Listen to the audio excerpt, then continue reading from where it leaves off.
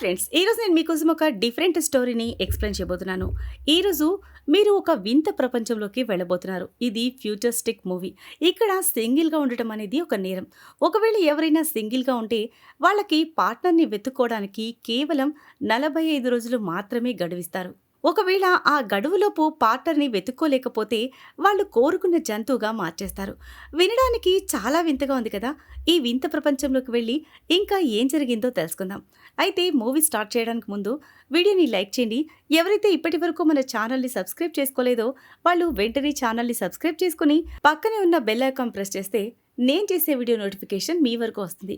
So ఇంకా ఒక్క క్షణం కూడా ఆలస్యం చేయకుండా స్టోరీ చూసేయండి. మూవీ స్టార్టింగ్లో ఒక మహిళ కారులో వెళ్తూ ఉంటుంది. ఆమె అకస్మాత్తుగా కార్ ఆపి పక్కనే ఉన్న అడవిలో నుంచి 2 గాడిదలు వెళ్తూ ఉండటం చూస్తుంది. ఆమె వెంటనే తుపాకీ తీసి ఆ గాడిదల్లో ఒక చిన్నదాన్ని కాల్చి చంపేస్తుంది. ఇప్పుడు మూవీలో మెయిన్ క్యారెక్టర్ డేవిడ్ని పరిచయం చేస్తారు. అతను ఒక ఆర్కిటెక్ట్. అతని భార్య అతన్ని వదిలేసి వెళ్ళిపోవడంతో అతను సింగిల్ అవుతాడు. ఆ నగరం చట్టం ప్రకారం సింగిల్గా ఉండటం నేరం. కాబట్టి ఒక కార్ వచ్చి అతన్ని పార్ట్నర్ని వెతుక్కోవాల్సిన హోటల్కి తీసుకెళ్తుంది. డేవిడ్ తనతో పాటు ఒక కుక్కను కూడా తీసుకువెళ్తాడు. కానీ అది అతని కుక్క కాదు, అతని సోదరుడు. పార్ట్నర్ని వెతుక్కోలేకపోయిన కారణం చేత అతన్ని కుక్కగా మార్చేశారు. డేవిడ్ ఆ హోటల్కి వెళ్ళిన తర్వాత ఒక ఫామ్ నింపుతాడు. ఒక అమ్మాయి అతన్ని ఇంటర్వ్యూ చేస్తుంది. ఆమె అతనితో మీ పార్ట్నర్ మీలో ఏదో ఒక విషయంలో ఖచ్చితంగా మ్యాచ్ అవ్వాలి అని చెప్తుంది. డేవిడ్కి సైట్ ఉంటుంది కాబట్టి అతనికి కూడా సైట్ ఉండే అమ్మాయే మ్యాచింగ్గా కావాలి. తర్వాత హోటల్ మేనేజర్ అతని భార్య వచ్చి డేవిడ్కి నియమాలు వివరిస్తారు. ఆ తర్వాత పార్ట్నర్ దొరకకపోతే ఏ జంతువుగా మారాలనుకుంటున్నావని కూడా అడుగుతారు. డేవిడ్ ల్యాబ్స్టర్ అని సమాధానం చెప్తాడు. ఎందుకంటే అవి 100 సంవత్సరాలు బ్రతుకుతాయి. పైగా అతనికి ఈత బాగా వచ్చు. డేవిడ్ సమాధానానికి మేనేజర్ భార్య చాలా సంతోషపడుతుంది. ఎందుకంటే చాలా మంది కుక్కలుగా మారాలి అని కోరుకుంటారు. దీంతో నగరంలో కుక్కల సంఖ్య చాలా పెరిగిపోతుంది. తర్వాత డేవిడ్కి ఒక గది ఇస్తారు. ఆ రూమ్ సర్వెంట్ వచ్చి అతని ఒక చేతికి సంకెళ్ళు వేసి కట్టేస్తుంది. రాత్రిపూట అతను మాస్టర్బేషన్ చేయకుండా ఆపడం దీని ఉద్దేశం. అలా చేస్తేనే తన పార్ట్నర్ మీద కోరిక పెరుగుతుందని వాళ్ళ నమ్మకం. అంతేకాకుండా ప్రతిరోజు అక్కడ పనిచేసే సర్వెంట్ అతని దగ్గరికి వచ్చి దవిడిదివిడి చేస్తూ ఉంటుంది. ఇలా చేస్తే అయినా వాళ్ళు 45 రోజుల్లో అంటే వాళ్ళు చెప్పిన వ్యవధిలోపు ఎవరినో ఒక జంటని త్వరగా వెతుక్కుంటారు అని. అదే సమయంలో డేవిడ్కు రాబర్ట్, జాన్ అనే 2 వ్యక్తులు స్నేహితులవుతారు. రాబర్ట్ నత్తిగా మాట్లాడతాడు. జాన్కి నడవడానికి కష్టంగా ఉంటుంది. తర్వాత రోజు అందరినీ ఆడిటోరియంకు పిలుస్తారు. అక్కడ డేవిడ్కి ముక్కులో నుంచి ఎప్పుడూ రక్తం కారే ఒక అమ్మాయి ఇంకా హార్ట్లెస్ లేడీ కనిపిస్తారు. స్టేజ్ మీద జాన్ని పిలిచి మాట్లాడమని చెప్తారు. అప్పుడు జాన్ అందరితో తాను తోడేలుగా మారిపోయిన తన తల్లిని చూడ్డానికి వెళ్ళినప్పుడు ఆమె అతన్ని గాయపరిచిందని చెప్తాడు. ఆ రోజంతా వాళ్ళు తమలాంటి ఒక అమ్మాయి కోసం వెతుకుతారు. కానీ ఎవ్వరూ దొరకరు. సాయంత్రం ఒక పార్టీ జరుగుతుంది. డేవిడ్ ముక్కులో నుంచి రక్తం కారే అమ్మాయిని డ్యాన్స్ చేయమని పిలుస్తాడు. వాళ్ళిద్దరూ డ్యాన్స్ చేస్తూ ఉండగా వాళ్ళిద్దరికీ ఏ విషయంలో కూడా ఒకరితో ఒకరికి మ్యాచ్ అవ్వడం లేదని అర్థమవుతుంది. దాంతో వాళ్ళ పరిచయం అక్కడితో ఆగిపోతుంది. తర్వాత రోజు వీళ్ళందరినీ ఒక అడవిలోకి పంపిస్తారు. అక్కడ తప్పించుకుని తిరుగుతున్న వాళ్ళని వేటాడాలి. ఈ తప్పించుకుని తిరిగే వాళ్ళు పార్ట్నర్ని వెతుక్కోలేక జంతువులుగా మారడానికి ఇష్టం లేక హోటల్ నుంచి పారిపోయిన జనం. వాళ్ళు మళ్ళీ నగరానికి వెళ్తే పోలీసులు పట్టుకుని హోటల్లో చేరుస్తారని అడవిలో దొంగలుగా కలిసి బ్రతుకుతూ ఉంటారు. వాళ్ళని వేటాడడానికి మత్తుమందు ఉన్న తుపాకీని కూడా ఇస్తారు. ఆ గన్తో వాళ్ళని కాల్చితే మత్తులోకి వెళ్తారు. ఆ తర్వాత వాళ్ళని తిరిగి హోటల్కు తీసుకొచ్చి జంతువులుగా మార్చేస్తారు. మొదటి రోజు డేవిడ్ ఒక్కరిని కూడా వేటాడలేకపోతాడు. మరోపక్క ఆ హార్ట్లెస్ లేడీ ఒక రోజులో 10 మందిని వేటాడి తీసుకొస్తుంది. ఈ వేట వల్ల వీళ్ళకి లాభం ఏంటంటే ఎన్ని రోజులు వేటాడితే అన్ని రోజులు మనుషులుగా ఉండవచ్చు. ఈ హోటల్లో ఇంకొక విచిత్రమైన నియమం ఉంది. ప్రతి రాత్రి ఒక పని మనిషి డేవిడ్ రూమ్లోకి వచ్చి అతని కోరికలను తీరుస్తుంది. దాంతో వాళ్ళకి పార్ట్నర్ని వెతుక్కోవాలనే కోరిక ఇంకా పెరుగుతుంది. అయినా సరే తర్వాత రోజు డేవిడ్ మాస్టర్బేషన్ చేస్తూ దొరికిపోతాడు. హోటల్ మేనేజర్ డేవిడ్ చేతిని పట్టుకుని మిషన్లో పెట్టి కాల్ చేస్తాడు. ఆ తర్వాత వీళ్ళంతా బస్సులో వెళ్తూ ఉంటారు. ఆ బస్సులో ఉన్న ఒక మహిళకి బటర్ బిస్కెట్స్ అంటే చాలా ఇష్టం. ఆమెకి డేవిడ్ నచ్చడంతో అతన్ని ఆకట్టుకోవడానికి ప్రయత్నిస్తుంది. కానీ డేవిడ్కు ఆమె మీద ఆసక్తి ఉండదు. అయినా సరే ఆమె తనకు పార్ట్నర్ దొరకకపోతే ఈ బస్సు కిటికీలోంచి దూకి చనిపోతానని చెప్తుంది. తర్వాత జాను ముక్కులో నుంచి రక్తం కారే అమ్మాయిని స్విమ్మింగ్ పూల్లో కలుసుకుంటాడు. జాన్ తన ముక్కు మీద గట్టిగా కొట్టుకుని గాయపరచుకుని గుచ్చుకుని రక్తం వచ్చేలా చేసుకుంటాడు. ఆ అమ్మాయితో చూడు నాకు కూడా ముక్కులోంచి రక్తం వస్తుంది అని చెప్తాడు. ఆ రోజు సాయంత్రం వాళ్ళిద్దరిని పార్ట్నర్స్ అని ప్రకటించి ఒకే గదిలోకి పంపిస్తారు.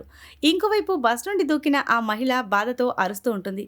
కానీ ఆ హార్ట్‌లెస్ లేడీ చూస్తూ కూడా ఆమె దగ్గరకు వెళ్ళదు. ఇప్పుడు డేవిడ్‌కి ఒకే ఒక్క వారం మిగిలి ఉంది. పార్ట్నర్ దొరకకపోతే అతను లాబ్స్టర్‌గా మారిపోతాడు. అందుకే అతను ఆ హార్ట్‌లెస్ లేడీ దగ్గరికి వెళ్లి తనకు కూడా భావోద్వేగాలు లేవని నటిస్తాడు. ఆ హార్ట్‌లెస్ లేడీకి కూడా డేవిడ్ మీద ఆసక్తి కలుగుతుంది.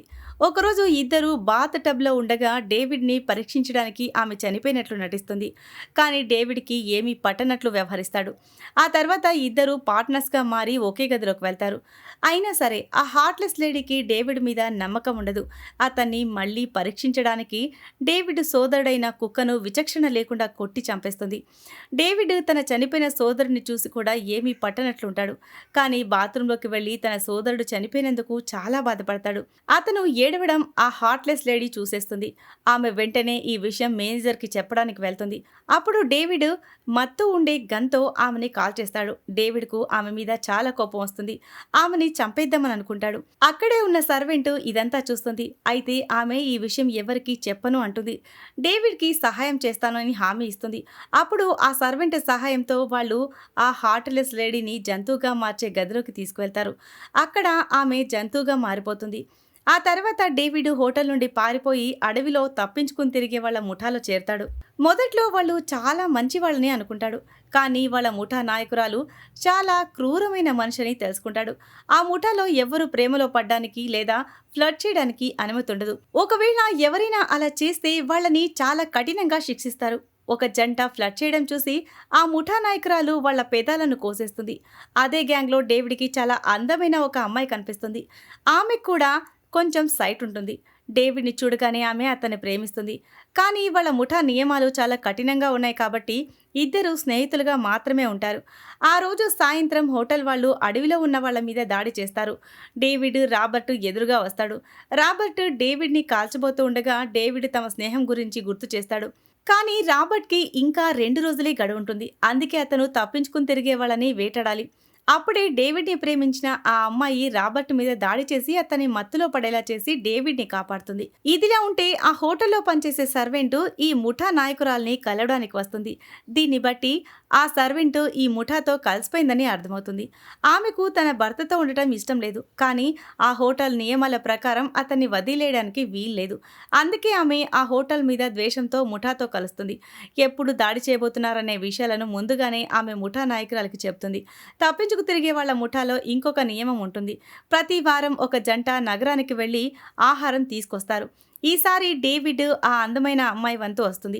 వాళ్ళిద్దరూ నగరానికి వెళ్లి సామాన్లు కొనుక్కుంటున్నప్పుడు డేవిడ్ ఆమె దగ్గరుండి కొంచెం దూరంగా వెళ్తాడు. అప్పుడు పోలీసులు వచ్చి అతన్ని విచారిస్తారు. వాళ్ళు అతన్ని పెళ్లి పత్రాలు అడుగుతారు. అప్పుడు ఆ అమ్మాయి వచ్చి డేవిడ్ని ముద్దు పెట్టుకుని వాళ్ళిద్దరు జంట అని పోలీసులకు చెప్పి అతన్ని కాపాడుతుంది. ఆ తర్వాత వాళ్ళు ఆ హోటల్ మీద దాడి చేయడానికి సిద్ధమవుతారు. సర్వెంట్ సహాయంతో వాళ్ళు హోటల్లోకి వెళ్తారు. ముందుగా మేనేజర్ అతని భార్య రూంలోకి వెళ్లి వాళ్ళని బంధిస్తారు. ముఠా నాయకురాలు మేనేజర్తో తన ప్రాణం కాపాడుకోవాలంటే తన భార్యని కాల్చేయమని షరతు పెడుతుంది. అప్పుడు మేనేజర్కి భార్య మీద ఎలాంటి ప్రేమ లేదని తెలిసిపోతుంది. అతను ఏమాత్రం ఆలోచించకుండా భార్యని కాల్చేస్తాడు. కానీ ఆ తుపాకీలో బుల్లెట్లు ఉండవు. వాళ్ళు ఆ జంటని పరీక్షించడానికే ఇలా చేశారు. ఇద్దరికీ ఒకరి మీద ఒకరికి ప్రేమ లేదని నిరూపించడానికే అలా చేస్తారు. అందరూ జాన్ అలాగే ముక్కుల నుంచి రక్తం కారే ఆ అమ్మాయి ఇద్దరూ కలిసి ఉన్న గదికి వెళ్తారు. అప్పుడు డేవిడ్ అందరితో జాన్కి అసలు ముక్కులో నుంచి రక్తం కారడం లేదని, అతను జంతువుగా మారకుండా ఉండటానికి అబద్ధం చెప్పాడనే నిజం బయటపెడతాడు. ఇదంతా అయిపోయిన తర్వాత అందరూ మళ్ళీ తమ అడవిలోకి తిరిగి వస్తారు.